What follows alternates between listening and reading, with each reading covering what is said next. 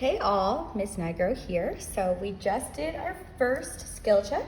Now we are at our second skill check. So in this skill check, we are going to do some questions on adding, subtracting, multiplying, and dividing multi-digit numbers using the standard algorithm, finding the greatest common factor of two numbers, finding the least common multiple of two numbers, and using order of operations to simplify and solve problems. So at the end, you should take a little time and reflect and decide one skill that you're feeling confident in and the area you've shown the most growth and something that you're still working on mastering. All right, so let's jump on in to skill check number 2. So our first question says, find the LCM of 8 and 10. So take a minute and find the LCM of 8 and 10. All right, great. So the first step that I'm going to do is make my factor trees for the number 8 and the number 10. I'm gonna underline LCM so I remember that I'm looking for multiples and not factors. All right, so I know 4 times 2 is 8. 2 is a prime number. I'm gonna put it in a circle, and then I'm going to break my 4 into 2 and 2, both of which are prime numbers. All right, same deal. 5 times 2 is 10. Circle 2, that's my prime number. Also 5 is a prime number.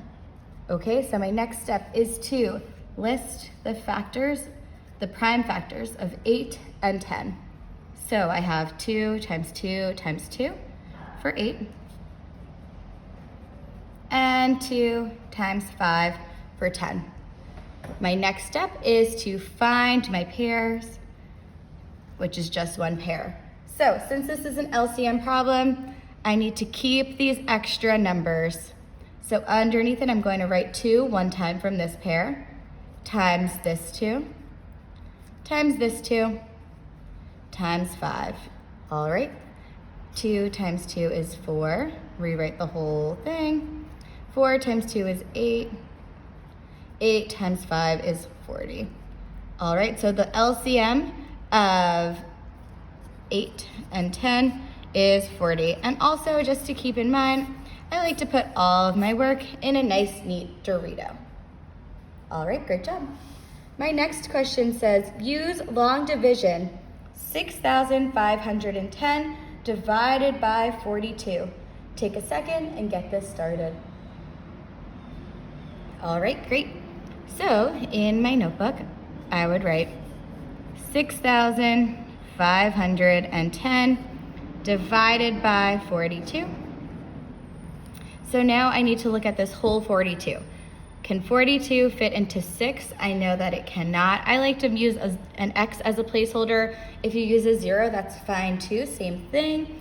Okay, so now I'm looking at how many times about does 42 fit into 65? That is 1 time.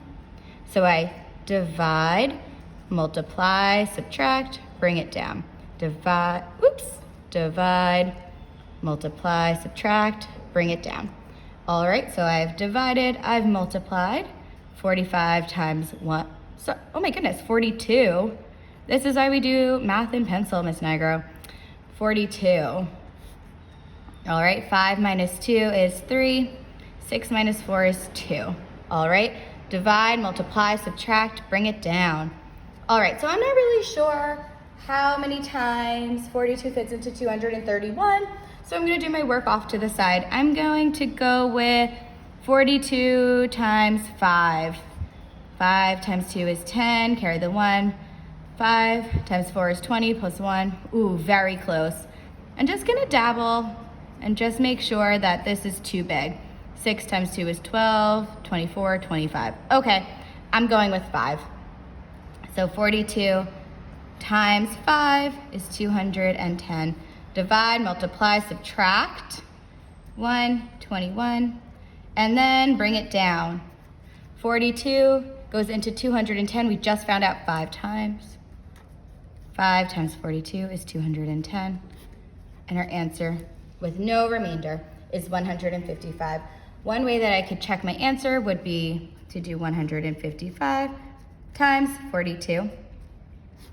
And then I should get 6,510. So 5 times 2 is 10, carry the 1. 11, carry the 1, 2 times 1 is 2, plus 1 is 3. 5 times 4 is 0, carry my 2. 20, 2, 4, 5, 6. And I get 5, 6. And I get 6,510. So I know that my answer is correct because I checked it on my own. Awesome. All right, moving on. Number 3 says, evaluate. It says, I'm gonna make this a little bigger, it's quite small. 3 cubed plus 2 times 4. Take a second, use order of operations to complete. All right, great. So on the side of my paper, I always write P-E-M, M-D, left to right, A-S, left to right. Okay, so do I have any parentheses? Nope, so I'm not gonna do anything. Do I have any exponents? Yes, I do. So I need to start here. I like to do my work off to the side. So in my workspace over here, I'm going to write 3 cubed, and I know that that equals 3 times 3 times 3, because this means 3 times itself 3 times. So 3 times 3 is 9 times 3, which is 27. So 3 cubed is equal to 27. And then I rewrite everything underneath. All right, so I've done my exponents. Next I have multiplication and division. I see some multiplication, so I'm going to do that next. So I have 27 plus 8. All right, and then my last step is to add or subtract, because that is the only thing we have left. I'm going to do my work off to the side again. 7 plus 8 is 15, carry my 1. Okay, 35. So my answer is 35. My last step is to put all of this in a nice, neat Dorito. All right, moving on. Question 4 says, find the greatest common factor of 56 and 92. Greatest common factor, otherwise known as GCF. Take a second and get that started. All right, so my first step is to start by making my factor trees. So I have 56 and 92. I know that 56 is an even number, so I'm going to do my work off to the side and divide 56 in half. 2 goes into 5 2 times. 2 times 4, 1. Take down my 6. 2 goes into 16, 8 times. Okay, so I can write 2 and 28. I know that 2 is my prime number, and I can break 28 down because it is a composite number. So I know that 7 times 4 gives me 28. So I'll put 7 in a circle because that is my prime number. And then I will break 4 down into 2 and 2, both of which are prime, so I'll put them in circles.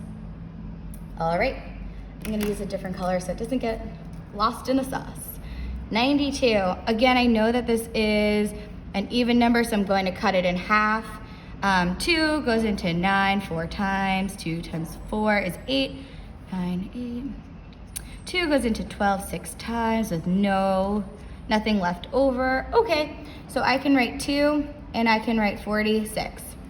I know that 2 is a prime number, and I can split 46 into 2 and something else again, because again, it's an even number.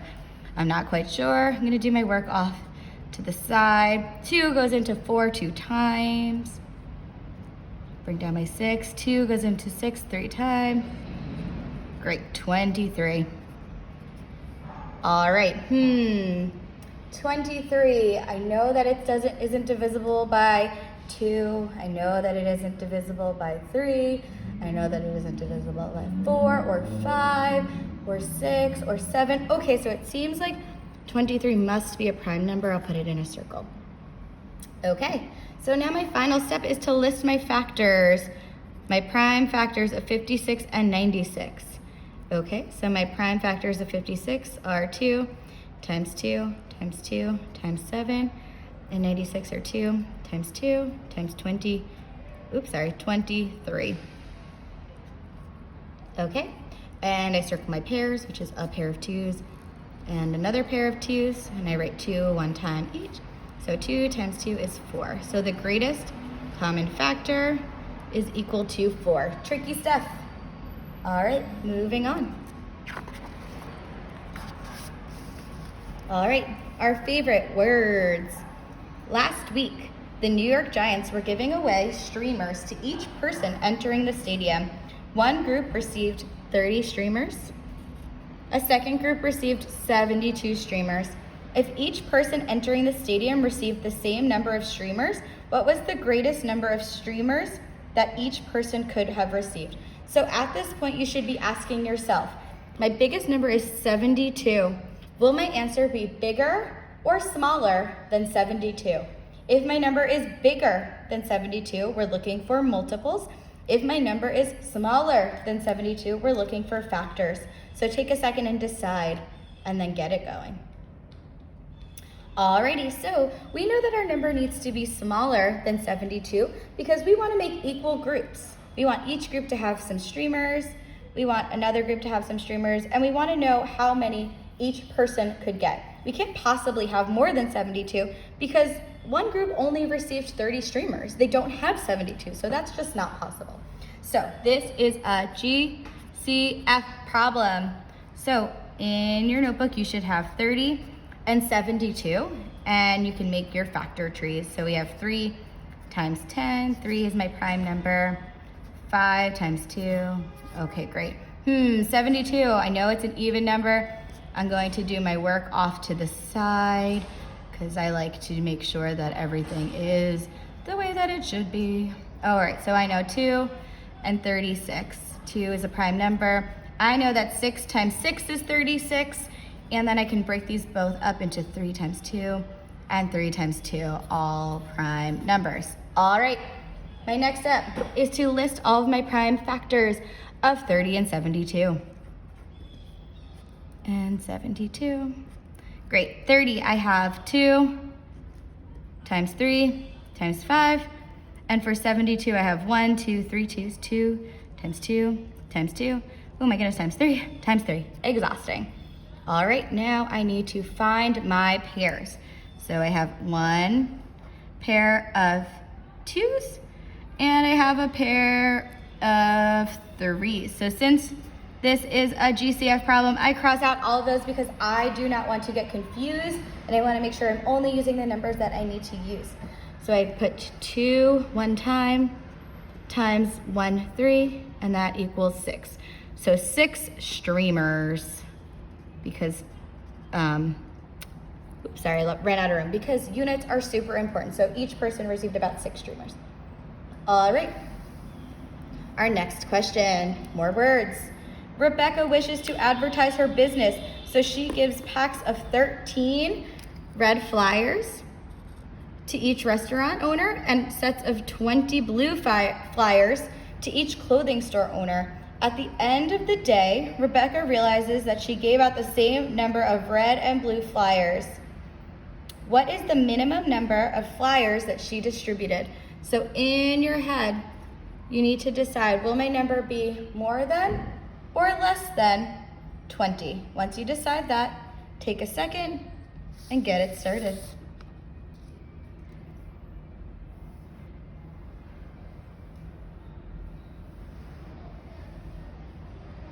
All right, so we know that our number needs to be bigger than 20 because she's giving packs to each, to the restaurant owner and the clothing store owner. So she's giving out multiple packs, so that means that she's giving out more than 20. So this is our LCM. We're looking for multiples. All right, so underneath it, I'm going to write 20 and 13 and do my factor trees. So I have 2 times 10, this is a prime number. 5 times 2, circle, circle.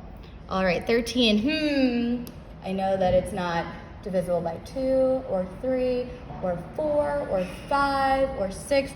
Oh, you know what? I know that 13 is a prime number. All right, so here's where it gets a little bit funky. So 20 and 13. My prime factors of 20 are 2 times 2 times 5. My only prime factor of 13 is 13. So that means I need to multiply all of these numbers. Oh my goodness. Okay, here we go. So I'm gonna start by writing it. 2 times 2 times 5 times 13. 2 times 2 is 4 times 5 times 13. 4 times 5 is 20 times 13. I'm gonna do my work off to the side. 3 times 0 is 0. 3 times 2 is 6. 0, 2, oh my goodness, 260. So 260 flyers. Oops, sorry. All right, that was tricky. Don't get tricked because 13 is a prime number. All right, moving on. Our last question, I'm gonna draw this a little bit larger. So when it says evaluate the expression, it just means what's the answer? So this says 4 brackets, 3, open parentheses, 3 squared minus 4, close parentheses, close brackets, minus 4 squared. So before I even get started, I would just write this. All right, take a second, get this going. All right, so here we go. I'm going to start with my so the first thing is parentheses, right? So I see that there's parentheses within a bracket. So I'm gonna start with I'm gonna grab a different color. I'm gonna start with my parentheses in here. Within these parentheses, I see exponents and subtraction. So I know according to order of operations, exponents comes before subtraction. So I'm going to start there. And I'm gonna do my work off to the side. So 3 squared is equal to 3 times 3, which is 9. So now I'm gonna take a second and rewrite this entire problem, but substituting in for 9.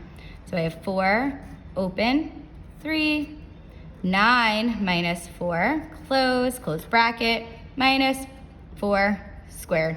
Okay, I see that I still have some more parentheses. So I'm going to do 9 minus 4. All right, never losing these brackets because they are super important. 9 minus 4 is 5 minus 4 squared. All right, I'm going to keep on working because parentheses are also known as brackets. They go hand in hand. So I'm gonna do what's in here first. So I have 3, and then we have some magic math. We know that that means multiplication. So we have 4, 3 times 5 is 15, minus 4 squared. All right, so we have parentheses, but this parentheses, as we know, means multiplication. But we also have exponents. So we should do our exponents next. So I'm gonna do my work off to the side. So I'm going to do 4 squared, which is equal to 4 times 4, and 4 times 4 is 16. So I know that that equals 16. Okay, so 4 times 15 minus 16. Okay, so I've done my parentheses, I've done all my exponents, I'm exhausted, but we're almost there. We have multiplication and subtraction. So next in the order of operations, I see multiplication. So I'm going to multiply 4 times 15. In my work off to the side. Here I go, 5 times 4 is 20. 4 times 1 is 4, plus 2 is 60. All right, 60 minus 16. All right, and my last and final step is addition and subtraction. So I'm gonna do my work off to the side again. 6, take away, 10, 4, 5, 4. So my answer here is 44. And my last and final step is to put this in a nice big crunchy Dorito. All right, way to go, everyone. This was a tricky one. Give yourselves a pat on the back, take a deep breath, and you are doing great. Have a great day. I'll see you soon. Bye.